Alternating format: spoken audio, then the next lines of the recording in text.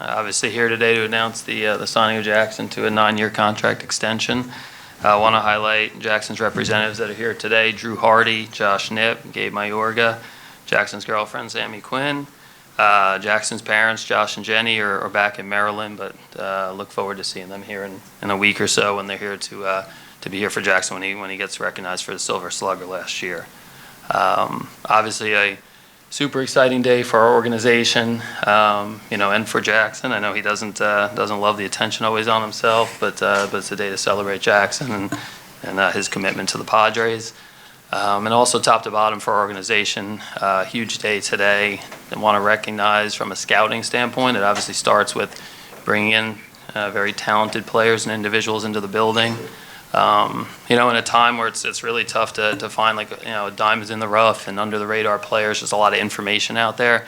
And honestly, Jackson was a guy that a lot of teams didn't have targeted as a first round type talent. And Danny Sater, an area scout that rang the bell. Jay Koenig, one of the first people that talked about Jackson, somebody that needed to be on our radar. Luke Merton, Mark Connor, David Post, Logan White, all a huge part of Jackson sitting up here today with the Padres. You've got to turn over elite talent to a player development system that puts him in an environment that he can continue to grow and learn from. And the ability to play for Eric Young as the first manager at Lake Elsinore, where he won a championship, not surprisingly. Riley Westman, Vinny Lopez, Chris Kemp, Mike McCoy, Pat O'Sullivan from the hitting standpoint. All those guys want to recognize they have a big role in Jackson being up here today as well. And the big league staff, Mike Schilt, understanding that development always continues at the major league level, whether you're 20 years old breaking in Korea or you're in your 30s. Development never stops. And for Schilte and his staff, many of whom are out here today in the crowd, really a great accomplishment. One, to be open-minded to having a young player like Jackson on the club. But understanding what it takes to break a player into the big leagues and continue to give him nuggets and guidance to look up and in very quick time have him be a player that's a huge part of the Padres organization. So huge for me personally. Thanks Schilte and the group, because it's a big part of us being here. And lastly, ownership. I know Peter be very proud of a day like today. We talk about all the time commitment to excellence and having a core group of players. First, you need players and a staff with a lot of ability, and then you need stability. I think the process over the last few weeks and months with John Seiler, Eric Katzenda, Eric Grubner, Nick Ennis and Josh Dunn is a fun process, going back and forth and throwing different ideas out there and looking out and being able to talk to the fans of San Diego that were, again, it's been here since I've been in this spot, that is fully committed to winning a World Series and adding elite players and elite talent in that pursuit. I do want to highlight Nick Ennis. I think over the last few years we've had a couple different opportunities where we tried to talk to Jackson about a day like today. Nick's rapport with Drew and Josh and constant feedback back and forth, creative ideas. This is kind of his baby in terms of this concept, and we definitely would not be here without the work that Nick and Josh did on this front. So, in terms of personally, I think it's, I kind of think back to the first time I saw Jackson play baseball. I kind of was trying to sneak into Severna Park area, see him on the road, not try to bring any attention to myself or mainly to Jackson. So I thought I had a good spot, road game. I was sitting in a football stadium a couple 100 yards away to watch Jackson play baseball, and it was right after COVID, so a security guard came and grabbed me and said, "You have to leave here, you can't be in this area." So I was kind of getting escorted out. All these people were looking to see what was going on, and this one dad was like, "Hey, are you a scout?" I was kind of "Not really, but I guess so." And he said, "You must be here to see Jackson Merrill." I was like, No, I'm here to see John Smith, the shortstop." And he's right away he said, "Well, that's his dad right there. Josh, come over, come meet this guy." So then for 20 minutes, me trying to be incognito, I'm now talking to Jackson's dad and, just kind of picking his brain about everything. And at the end, he's kind of like, "What's your name again?" I'm doing AJ, and I did one of those things. And so that was probably a bad covert mission. But I think the biggest thing that came out of that day from a couple 100 yards away, and I said this a few times, I remember calling Josh Stein and just saying that, I probably saw the most competitive player I've seen in a few years. And to see a guy that, I think you think about it and you're like, well, doesn't everybody want to win baseball games? But it hits you in the face that this guy wants to win as much as anybody had seen that year in the draft. And we've all seen that in the Padre organization over the last few years. So I think the other Jackson story real quick was we end up drafting him day one. Chris Kemp calls me up, and he's doing some things in the player development department. And he says, 7 a.m., he gets a call from Jackson Merrill. Says, hey, can I come over and when are the cages open? I want to go over to the complex and and hit in the cages. So and I'm going to bring James Wood with me, another one of the great talents in the game. So it's pretty cool. I think you select players and you look back after the draft. Did we get the right guy? I think it was pretty clear from day one. Yeah, we've got a guy that wants to be great. So. Last thing, in terms of the last couple months, we've had a lot of conversations, and I think seeing what's important to Jackson, what's important for him in terms of if he wants to make a commitment to the organization. He's been very straightforward, very clear. Pat O'Sullivan asked today when we were walking in. To me, he said, "Hey, was it a tough process?" Honestly, it wasn't. I mean, I think in a large part, Jackson's representatives are very clear and straightforward, but Jackson's a very mature person. He knows what he wants, and he was very clear in terms of, I want to be able to take care of my family, for years to come, and I want to do it in a way that there's going to be a great team built around me. So, again, I think from our standpoint, I think the message that Schulte and myself have always given to Jackson is be yourself, continue to be yourself, and that's the guy that stays 9 innings in spring training games. That's the first guy in the locker room every single day. Usually the last guy to leave, still in his uniform, usually pretty dirty. I just want to say thank you to everybody in here, just for trusting me along the way. I think coming up as a young kid, changing positions, and kind of having the trust of my teammates, organization, family members, agents, everybody that's around me. I think that was the biggest part of getting here to this point today. I couldn't be more grateful for the work we put into this and the work that we've been putting in on the field too. As you can see, it's displaying really well, and I'm just looking forward to keep it going for the next 9 years. This is exactly where I want to be. I've never imagined myself with any other team, even from day one when you guys came and talked to me about the draft. Like, my mind was Padres and Padres only. So, I'm just thankful for you guys. Thankful for you, Schulte, especially. You've been with me through the minors too, so. I couldn't appreciate you guys more. But for me, most importantly, with the Padres, it doesn't really matter who's in the room. It doesn't matter what team we have out there. We have our guys that are established here that are going to be here for a while, and then we have guys that are coming in year by year and just, they're fitting in. It's only my second year, but it just seems like a culture every year with everybody, and I couldn't be more appreciative of that. So thank you to everybody. Thank you to agents, Drew, Josh, and Gabe. Thank you, Sam, for being here for me. Thank you, John, for being so cooperative, and Eric, you've been the best throughout all of this. I want to thank my parents that aren't here today. So much love to them. I wish they could be here sitting right there in the front row, but I know they're cheering me on back home, so thank you. And yeah, that was a true story. My dad thought he was international scout for about a year.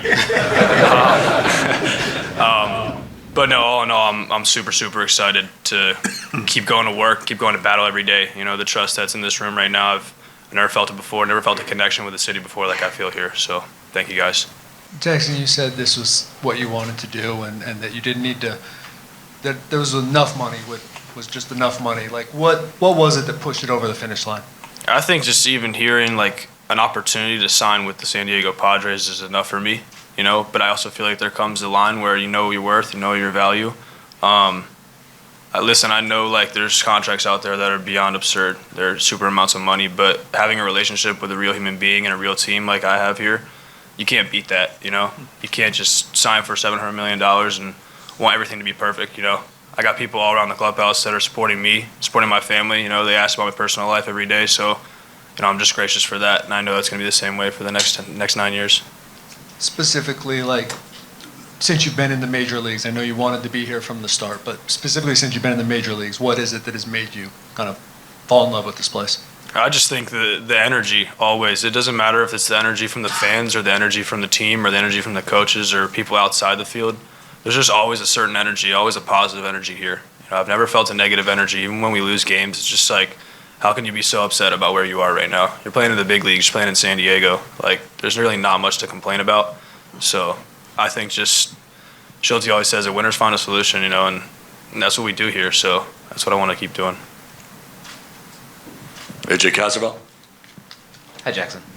When you said this, you knew this is where you wanted to be. When was that? When did you know that this is where you wanted to be long term? This is where you wanted to sign this extension? I think literally from the moment that AJ talked to me for the first time, before the draft ever even happened in 2021. The Padres were the first team that ever reached out to me, ever scouted me. They believed in me from day one. They tried to keep me under wraps. Like, I posted a picture on Instagram one time with an area scout, and he was like, take it down right now. Like, I ain't having it. So, yeah, you know, they believed in me, they trusted me, and they wanted me, you know, and it feels good to be wanted. Obviously, I think everybody in this room feels that. You feel wanted, like, it feels good. So I just feel like they always had a certain trust in me. AJ's always been there by my side, just rooting me on, being my biggest supporter. So, you know, I think from that first instance, just talking to him, I wanted to be here forever. What do you envision now out of these next 10 years, I guess it is, including this year? What do you envision accomplishing here? Winning, and just winning only. You know, there's so much in a contract with money and all that, but my goal is to win. It's always been to win. It's always been to dominate with my boys on the field, and I'm just happy I get to do it for a long amount of time now. Just along the lines of the timeline, I know you guys were talking about things even before you played a major league game. When did things start to really heat up, and why was the timing right now?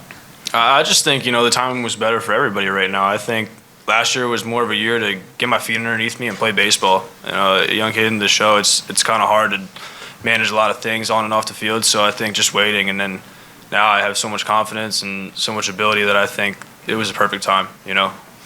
And then we've heard about the stories and talked to you about how you've been a big part of the minor leagues still and making sure that those guys are feeling your love and your care for them. How does this contract influence how you want to support that going forward, the rest of the organization? Yeah, I think AJ and I talked about it too when we were talking about a contract in general, is that my involvement with the organization is going to be a lot more. You know, I want to be involved in the minor leagues. I want to be involved in the community. I want to be involved in kind of everything that goes on.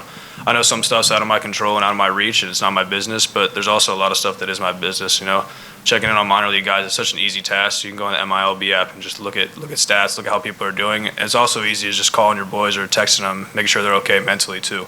Like, it's not that difficult to be pretty involved. Marty Caswell.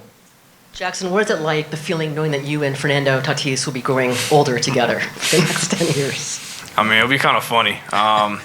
It'll be funny looking at him in right field every day and just knowing that it's going to be like that for a really long time. Tatis been just like me. He's a kid playing the game. You know, he doesn't take things too seriously. He doesn't take them too light, though. You know, he's locked in every day.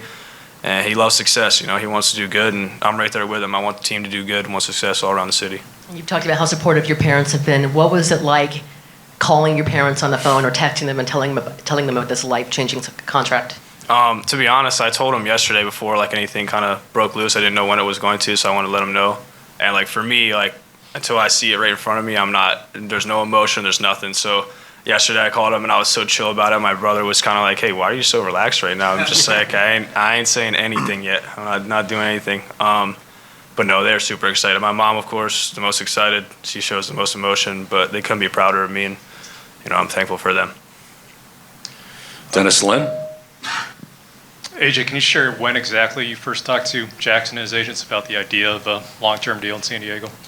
Yeah, we've had a couple attempts over the last few years, and then just re-engaged here, really going into the off-season. You know, that, hey, this is something that obviously, you know, we're going to focus on continuing to build our roster and our team, but when we get to probably to the new year, you know, this is something that we're gonna look to from John and Eric and myself. When we got to the last month, we started to get really serious. So I think, you know, again, the last couple of years, Nick's had conversations with Josh and Drew, and then started the off season, sat down with Jackson and said, hey, you know, where's your head at? What are you thinking? He indicated again he was open to it. He really wants to be here. So it's like, all right, let us kind of get to our off-season business, and when we get to the turn of the calendar, we'll start getting more serious with it, and you know, and that's how it all unfolded here the last couple of months. And Jackson, I'm pretty sure I'm right. You're still eligible for the prospect promotion incentive this year. Now that it's tied to MVP votes, and you can help out both yourself and the team. What kind of incentive is that for you? To be honest, I don't even know what that is.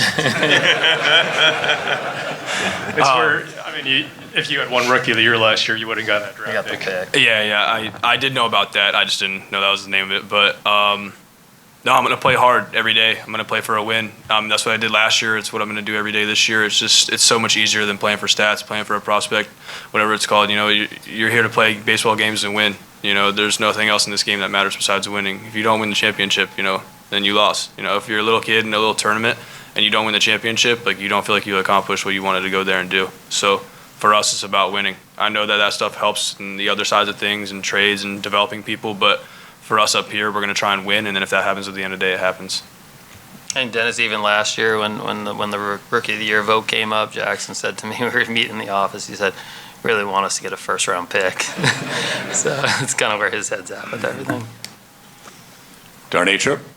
One for Jackson, one for Mike. Jackson, congratulations. I think it was less than 2 years ago. Your parents were with you when you were struggling a bit in the minors. I think your dad said it was the lowest he'd seen you. Last year you show up, you're in center field, kind of learning the position.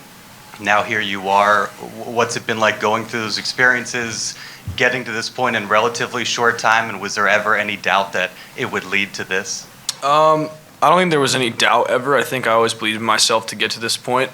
I think, though, struggling in the minors for a little bit, it was good for me. The adversity was good for me. To bring that up here and to know that when you're struggling, it's not the end of the world and that you can still get out of it and still work your ass off and just become the player you want to become, I think that was the most important piece of it.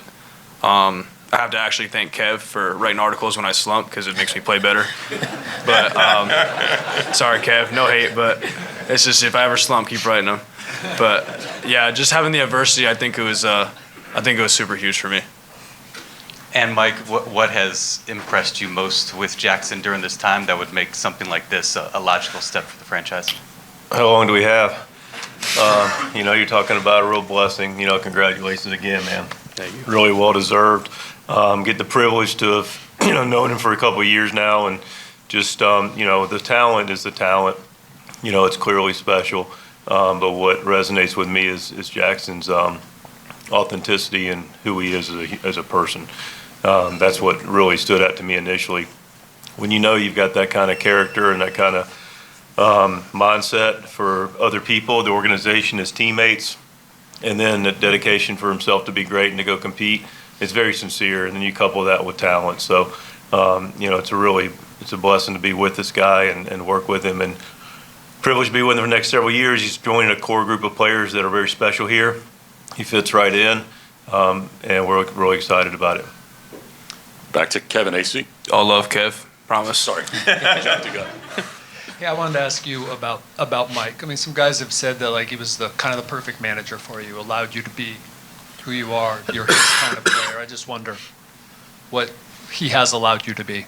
Yeah, I think he's allowed me to be myself. I don't think there's any change he's ever instilled in me besides my position. There's really never been anything else I've ever changed. I came up, I've been myself. We have a really good relationship where we can communicate on anything we agree and disagree on. We really don't disagree a lot, so it's really nice to have someone up here that's kind of like a father figure you can go to at any point in the day and just talk to and have at your side. It's good to go get dinner with somebody as just like a friend, but then it always turns into baseball talk. We're baseball rats. That's all we think about when we're not on the field is baseball. So, it's really cool to have a relationship with a manager like that. Back to AJ Caswell.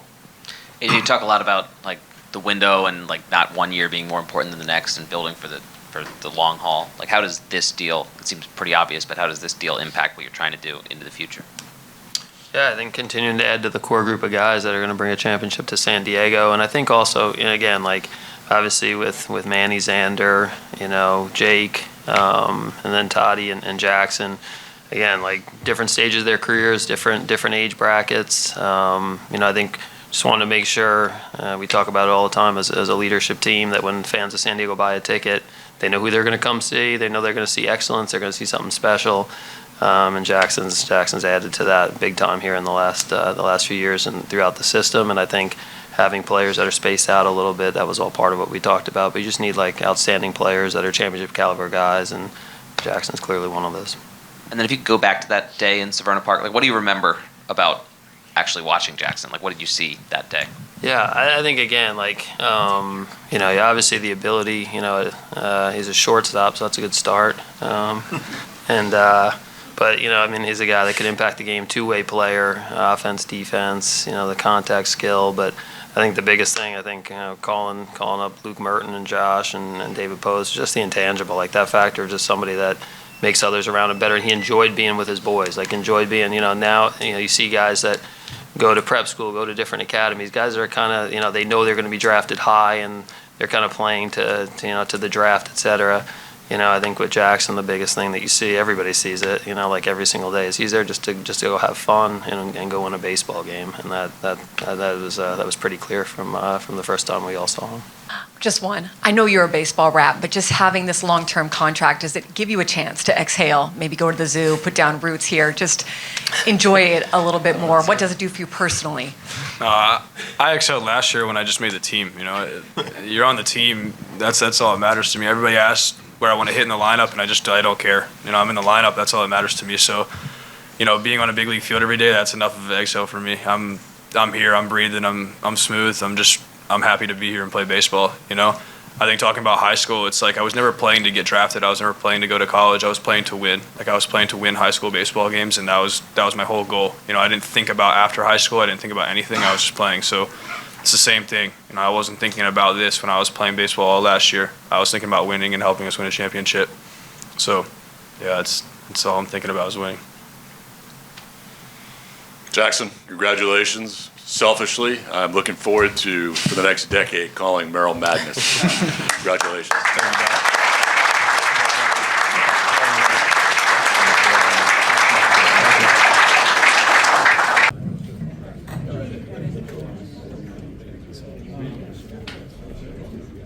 Have time to not have a wide. All right, guys, right here. Perfect.